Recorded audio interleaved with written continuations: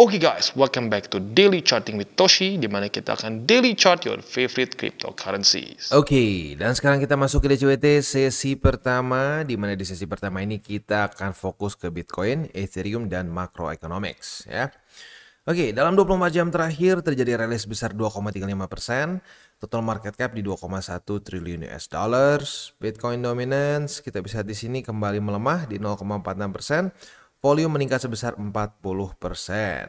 Untuk BTC rally 1%-an, Ethereum nyaris ngepump 4,85%. Untuk BTC sendiri kita bisa lihat di sini dia membuat semacam spinning top sih ya, walaupun spinning top yang wicknya lebih tinggi di atas ya, tapi masih masuk lah ke dalam spinning top. Lebih tepatnya adalah suatu bullish spinning top. Buat lo yang nggak tahu apa itu spinning top, simpelnya ini menunjukkan bahwa market sedang dalam keadaan bingung ya, mau kemana nih lanjutnya ya. Nah selanjutnya kalau kita lihat di sini. Dia itu kemarin sebenarnya nyaris banget nge-retest ke 60.809. Berarti tadinya support mulai menjadi resisten untuk Bitcoin nih ya. Nah, lagi-lagi ini adalah duel antara efek death cross dan juga BSB yang semakin mendekat dengan pecah struktur. Di weekly kita sudah bahas bahwa terjadi pecah struktur. Weekly close-nya itu di atas dari lower low yang terbentuk di bulan Juli awal ya, Juli awal kemarin. Jadi di angka 55.800-an lah ya. Nah, kemarin weekly close-nya jadi di angka 58.141. Artinya yang tadinya membuat low, lower high, lower low, lower high, dan ya di sini menjadi suatu higher low ya. Mirip kondisinya kayak di sini nih ya. Low, lower low, lower high, lower low, lower high. Nah, di sini mulai terbentuk suatu higher low. Ada potensi bisa seperti ini, tetapi di weekly ya. Nah, tapi perbedaannya mungkin kalau di daily kan ya dia cuma ketemu MA20 nih ya. MA20. Nah, di sini di weekly kita tahu ada BSB dan juga baru terjadi death cross. Jadi mungkin secara resistennya lebih menyeramkan begitu. Ya, makanya tinggal kita lihat nih. Duel antara dua resisten, BSB dan juga death cross yang baru terjadi versus structure ya, seperti kita bisa di sini. Next kita akan lihat dulu ke indeks dolar. Indeks dolar sendiri kondisinya itu sedikit turun ya, sedikit turun, dan kayaknya ada kemungkinan akan kembali retest ke 102,63 begitu ya. Karena kalau kita lihat secara patternnya masih membuat lower low, lower high, lower low, lower high, lower low begitu. Awalnya gue pikir bakal ke MA20 dulu, tapi kayaknya saking nggak ada momentumnya jadi udah mulai koreksi duluan begitu ya. Ya we'll see dia mau kemana ya. Bitcoin dominance koreksi signifikan ke MA20 bukan 9 tapi 56,92 langsung tembus ya. Langsung tembus. Technically speaking ini belum jebol, tapi karena MA20-nya gerak ke atas jadi dia opennya di bawah ya, jadi sedikit aneh sih sebenarnya ya. We'll see hari ini atau lebih tepatnya jam 7 pagi besok daily close-nya seperti apa. Kalau di atas dari 56,92 berarti ya kita bisa anggap itu sebagai mantul, walaupun mantulnya nggak normal sih ya karena opennya di bawah sedikit. Oke, next kita geser ke news. Ini sebenarnya news yang udah lumayan lama, cuman quite good ya, di mana Bank of Japan tidak ada rencana untuk meningkatkan interest rate lagi dalam waktu dekat. At least ya dibilang especially when markets unstable begitu menurut dari Deputy Governor of Japan ya. Nah, this is good karena ini akan menurunkan resiko carry trade yang sudah terjadi di US ya. Buat lo yang nggak tahu itu apa carry trade, simpelnya gini, di Jepang itu dulu bisa dibilang secara interest rate sangat rendah dan konsisten rendah, sehingga banyak orang yang pinjam ya, dia pinjam Japanese yen ya, dia pinjam Japanese yen lalu dia tukarkan ke ya di US ya, ditukarkan dengan dolar, udah gitu ya dia ambil interest rate-nya di sana. Nah sekarang tiba-tiba gara-gara peningkatan interest rate yen jadi meningkat, nah dia jadi ada boncos kan. Nah itu yang membuat banyak orang sampai harus melakukan TP di S&P, di Dow Jones, di Nasdaq, sehingga mereka turun untuk menutupi kerugian itu. Begitu. Nah itu kasarnya carry trade seperti itu, walaupun lebih kompleks ya, tapi kalau dibikin super simplified-nya seperti itu. Makanya itu membuat resiko nih, kalau interest rate-nya naik lagi berarti kan mungkin kemungkinan besar ya, karena nggak bisa bilang pasti, kemungkinan besar yen akan menguat lagi. Nah kalau menguat lagi itu bisa membuat carry trade-nya makin parah. Nah tapi good news-nya apa? Sekali lagi Jepang menyatakan bahwa dia tidak ada rencana untuk meningkatkan interest rate saat marketnya itu unstable, dan sekarang jelas markets unstable ya. Next kita masuk ke ini, sebenarnya bukan news ya, tapi lebih kayak ke satu reminder aja ya, bahwa BlackRock dan Fidelity sekarang di-combine memiliki 524 ribuan Bitcoin. Ya, itu kurang lebih sebesar 31,6 miliar US dollars. Ya ini bukan punya mereka sih, technically punya klien mereka, tetapi ya lu lihat sendiri, ya berarti institusi itu nggak main-main. Ya ini belum sampai gede banget sih, tapi ya nggak main-main. Mereka mulai melakukan akumulasi. Dan mereka nggak banyak yang disebarin gitu newsnya. Wah kita akumulasi, siapanya akumulasi. Enggak, mereka diam-diam aja. Begitu. Jadi ya ini adalah reminder untuk tetap DCA ya. Terus DCA berpikirlah jangka panjang. Jangan terlalu pendek time frame-nya ya. Next, economic calendar hari ini jangan lupa. Wah ini kenapa nih? Oke. Hari ini kita akan ada beberapa data penting ya. Dan nggak main-main nih, untuk hari ini tuh sebenarnya kita kalau nggak salah akan keluar PPI. Oh cuma satu ternyata. Akan keluar PPI jam 7:30 malam. Ini salah satu data yang penting juga karena PPI ini bisa dibilang menghitung inflasi juga ya. Ya, jadi ya siap-siap, ini juga kemungkinan besar akan bisa mengguncang market. Tapi mungkin nggak segila initial jobless claim lah ya. Tapi tetap harus kita perhatikan secara baik-baik. Ini akan keluar nanti jam 7:30 malam ya. Oke, itu kurang lebih untuk hari ini. Besok yang akan sangat penuh nih. Besok itu kita akan keluar core CPI, CPI, dan juga ada crude oil inventories. Begitu ya. Oke. Kurang lebih seperti itu ya. Dan CPI juga ngomongin soal inflasi ya, inflasi di US seperti apa. Oke. Sekarang kita akan masuk ke sebenarnya inilah, kita sekarang cocoknya masuk ke wejangan dulu sedikit nih. Ya karena kan TA masih kurang lebih mirip-mirip ya.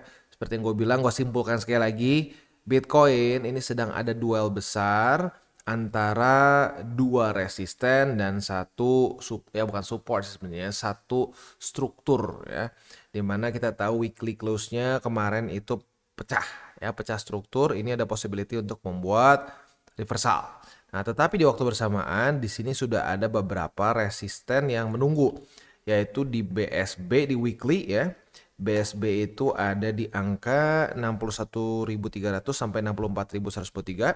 Makanya kita bisa lihat di sini nge-wick langsung ke reject kemarin ya. Dan selain itu juga baru terjadi death cross ya, di EMA 200 dan EMA 50 ya. Sekarang juga EMA 20 juga udah death cross lagi sih. Jadi EMA 50 200, 20 200 juga sudah terjadi death cross. Nah, ini menjadi suatu resisten juga bagi Bitcoin. Jadi dua resisten besar, pecah struktur juga ya. Duel yang sangat menarik sebenarnya kalau kita mau perhatikan gitu ya. Nah, masuk sekarang ke wejangan.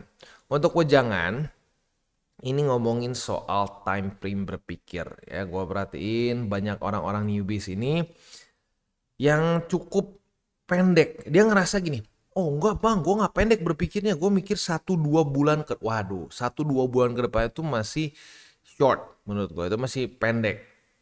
Karena gini, semakin kita dalam tanda kutip mau mengatur market ya, berarti makin mengatur tuh makin time frame-nya kecil dong, ya dong.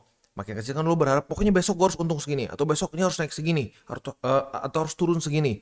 Nah semakin lu ngatur-ngatur market dengan time frame-nya kecil, disitulah keboncosan lu makin tinggi. Lu bisa cek sendiri ya. Dari segala macam jenis trader ya, mulai dari scalper, day trader, swing trader, sampai ke ya kayak gua, position trader, itu win rate-nya paling jelek yang mana? Paling jelek adalah scalper. Lu bisa cek, scalper itu persentase ruginya itu sangat besar ya. Mereka win rate-nya itu paling kecil dibandingkan yang lain. Nah, yang paling besar win rate-nya siapa? Yang paling besar adalah position trader kayak gua. Itu kenapa? Bukan karena wah, jago nih, dukun nih, bukan karena jago dan dukun. Tapi saat lu menjadi position trader yang dimana lu time frame-nya itu sampai bisa satu business cycle alias kurang lebih 4 tahun, itu lu sampai ada salah-salah dikit pun nggak masalah gitu. Salah-salah dikit nggak percis seperti yang lu harapkan pun masih baik-baik saja.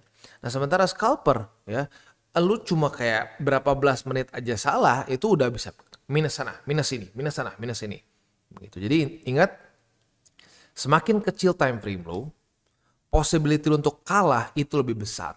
Ya, nggak semua orang scalper boncos, tapi kebanyakan scalper boncos dibandingin profit. Begitu. Jadi ini satu mindset yang harus ditempelkan kepada newbies ya, karena masih banyak orang berpikir trading itu langsung apa? Buka time frame 15 menit, udah gitu, wah, sejam bisa profit berapa persen, profit berapa persen. Dan itu yang masih banyak dalam tanda kutip dijual oleh para grup-grup VIP. Makanya kenapa grup VIP banyaknya boncos? Karena time frame mereka sangat pendek gitu. Ada yang sampai semenit mainnya. Dulu gue ingat banget satu pernah ngakak, ada yang pernah nge-report ke dia. Gila, lihat nih.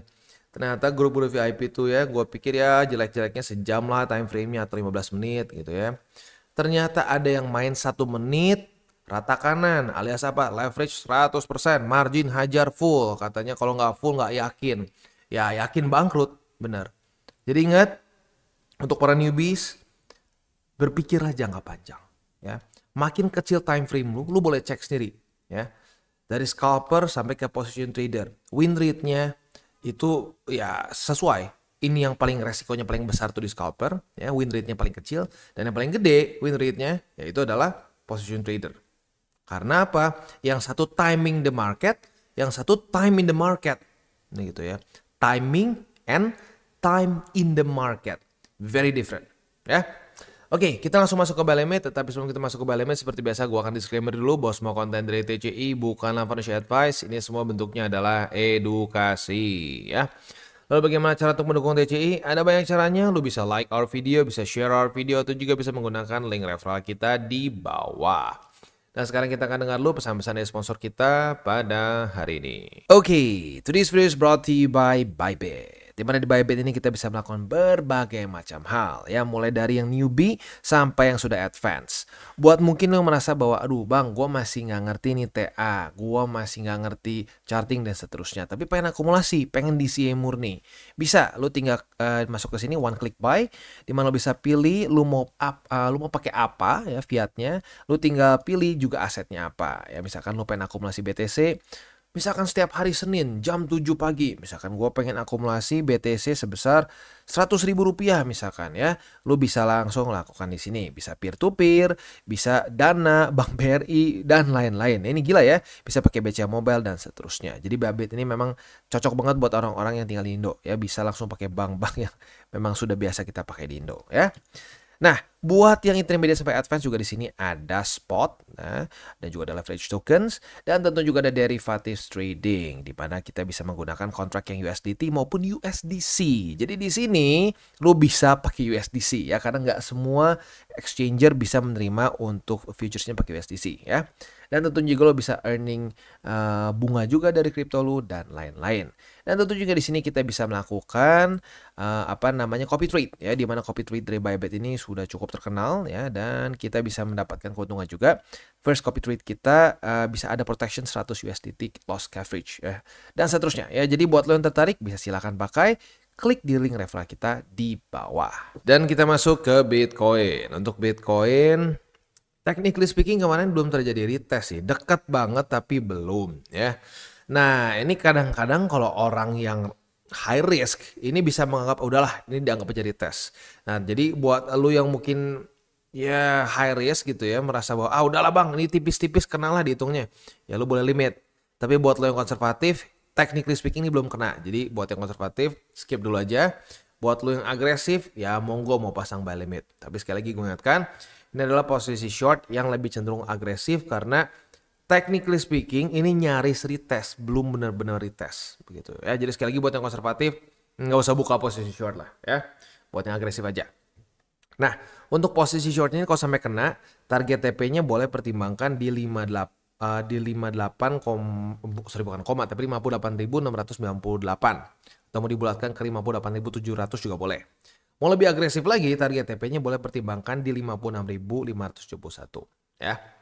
Nah, untuk posisi spot ada di 56.571, lalu ada juga di 52.297 dan di 50.750. Next kita masuk ke Ethereum. Untuk Ethereum berbeda dengan Bitcoin, dia berhasil reclaim karena kemarin ngepump 6,55%. Artinya apa? Posisi short kita kena cut loss. Oh ya sudah. Udah ya. Tidak ada yang namanya win rate 100%. Begitu. Kalau ada yang mengaku-ngaku nggak pernah salah, nggak pernah kalah, nggak pernah boncos di market, antara baru mulai dan memang statistiknya belum panjang, atau ya berbohong gitu, ujung-ujungnya mau jualan sesuatu gitu. Ya di sini kan gratis semua, tidak ada yang ditagih apa-apa. Ya kita jujur-jujur aja, ngapain gua berbohong begitu ya. Retest 1, retest 2, tahunnya ngepam nih, sudah cut loss berarti ya.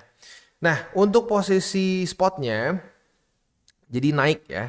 Ada di 2617, lalu yang kedua di 2464, dan yang ketiga di 2419. Itu untuk posisi spot di Ethereum ya. Kurang lebih seperti itu untuk DCWT sesi pertama ini. Gue ingatkan lagi, malam ini akan keluar PPI. PPI itu akan keluar jam, coba sebentar gue cek dulu ya, 7:30 sih ingat gue. Yes, 7:30 malam. Jadi buat lo yang punya posisi futures, mau di BTC, Ethereum, atau apapun juga ya, dekat-dekat ke 7:30 atau ke jam market US buka, nah boleh pertimbangkan untuk tutup posisi kalau belum kena target TP. Just in case volatility-nya tidak bersahabat dengan ya posisi kita gitu ya. Dan kita tutup dengan 3 golden rules. Jangan pakai uang panas, jangan over leverage, dan berpikirlah jangka panjang. Oke guys, jadi itu adalah akhir dari segmen DCWT kita pada hari ini.